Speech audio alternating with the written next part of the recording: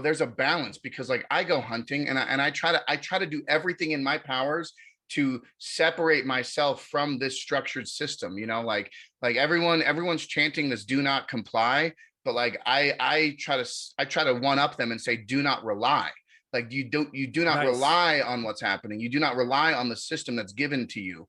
And that goes for food, that goes for infrastructure. If you can find ways to do it yourself, if you can learn the hobbies and learn the skills that have been taken away from you because of modernity and the comfort of the modern world, like that is empowering yourself to know that you can do certain things that the system, the establishment expects you to not have, right?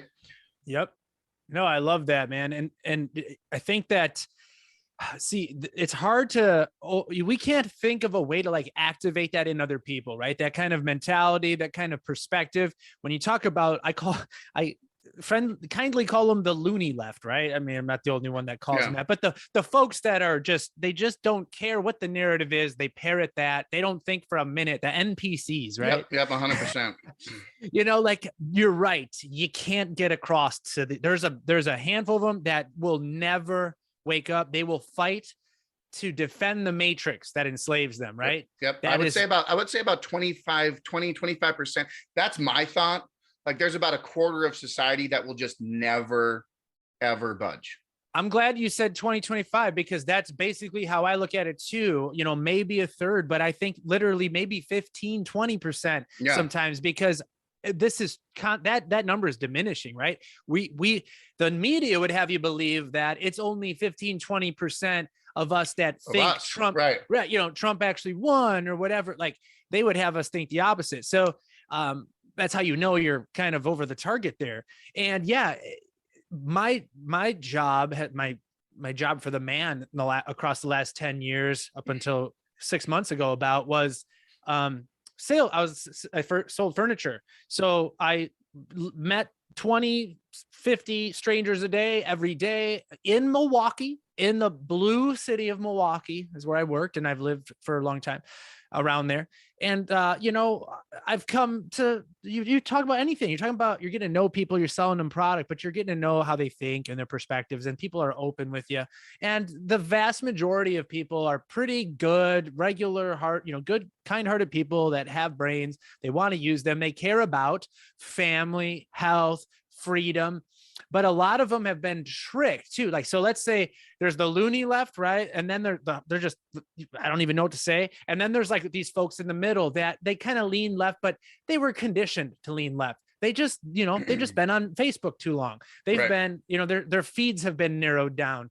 Their news that they get is coming from mainstream sources. And, that's what they go to. And anything that's kind of not in alignment with that, it's just fringe. They pay it no mind. They haven't had their paradigm perturbed yet. They haven't had, that ego death, kind of that big wake up call.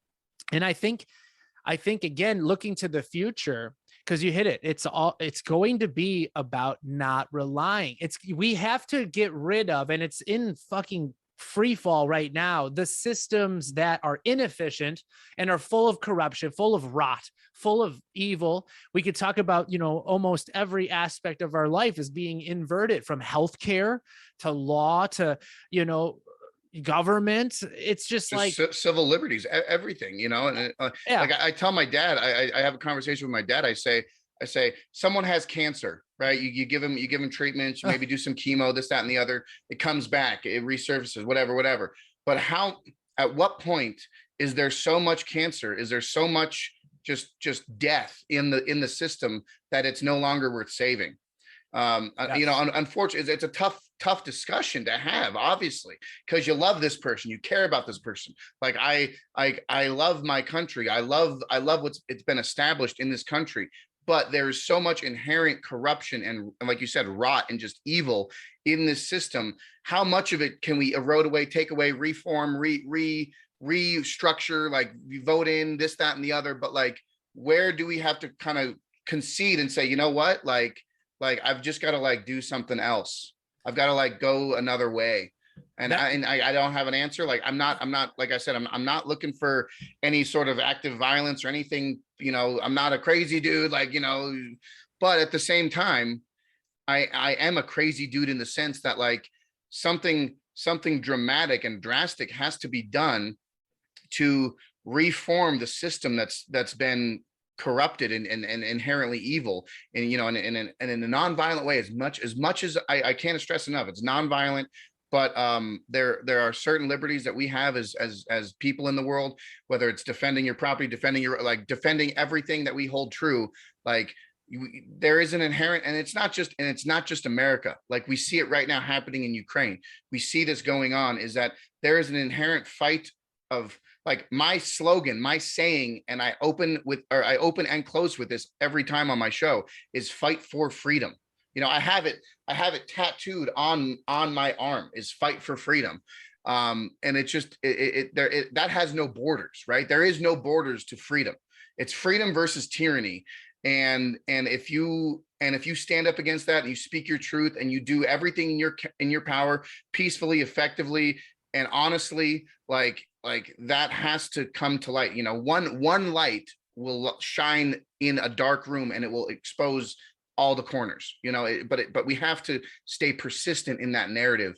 And hopefully in time we can get that paradigm shift moving faster. I mean, we are doing great things right now, but they are relentless.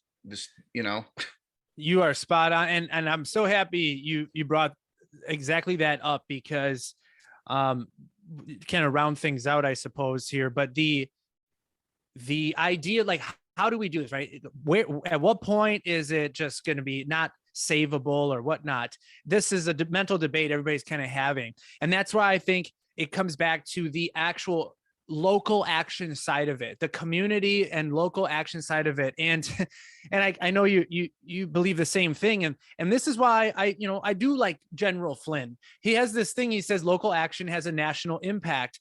And what everybody's kind of waking up to is the fact that, hey, we the people are the government. We can't, why are we bowing down to this tyrannical force that they call them our government? And yeah, we did elect them. Why did we do that? And everybody's having that huge coming to God moment where they're realizing, people like you and me, that and many others that say, well, at least in my neighborhood, that's not happening. I have a son too. I have a 7-year-old son, same motivation. I tell people, if you have children, I don't know what else you need to motivate you to care about the future. What the hell else do you need if you have a child, especially right now? But if you can, once you get involved, you are that light in the dark. All of a sudden you're going, and I've done this myself.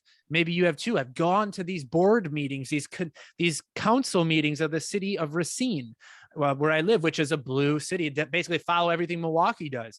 And, I've seen these people and, with their 2 masks on behind plexiglass, deciding the fate of the entire city. The children have to wear masks, and everyone in there, they want to speak, but a lot of them are scared to speak.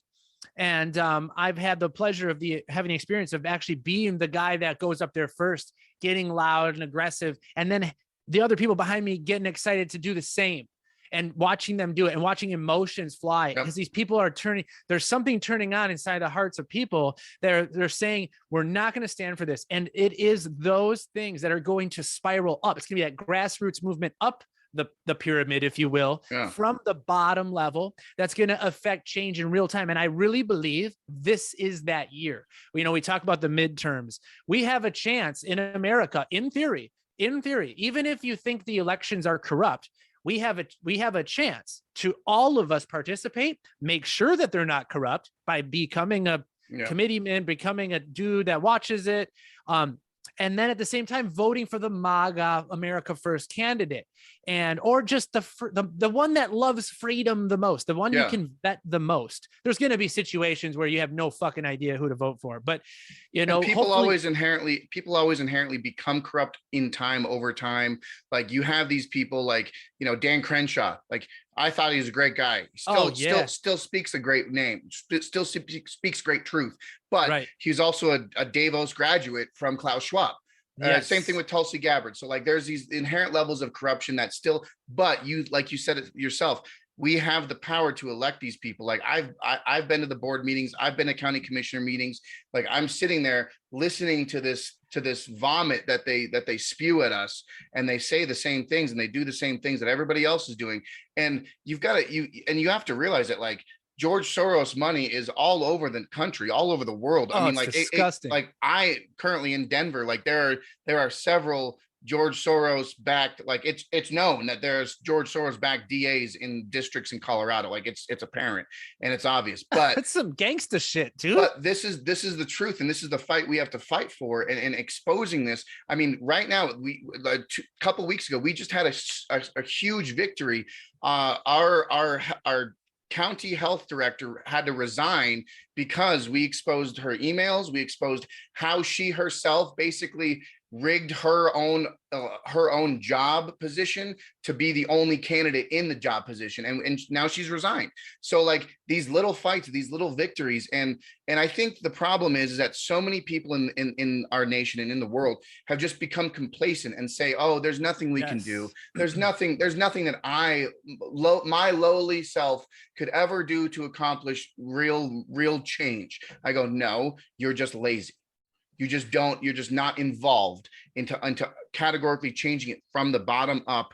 And then, like, like you said, you get these people involved. Like, hell, I'm half tempted to just run as soon as I can, right? If I get the willpower to do it, because like I have so many different thoughts about politics and how you can reform things. But this is where it starts. It starts at your city level, at your local county level, and how you change the demographic and how you change the narrative so that your voice, like you said, you're the guy that stands up in the crowd. You're this guy, first guy that speaks out.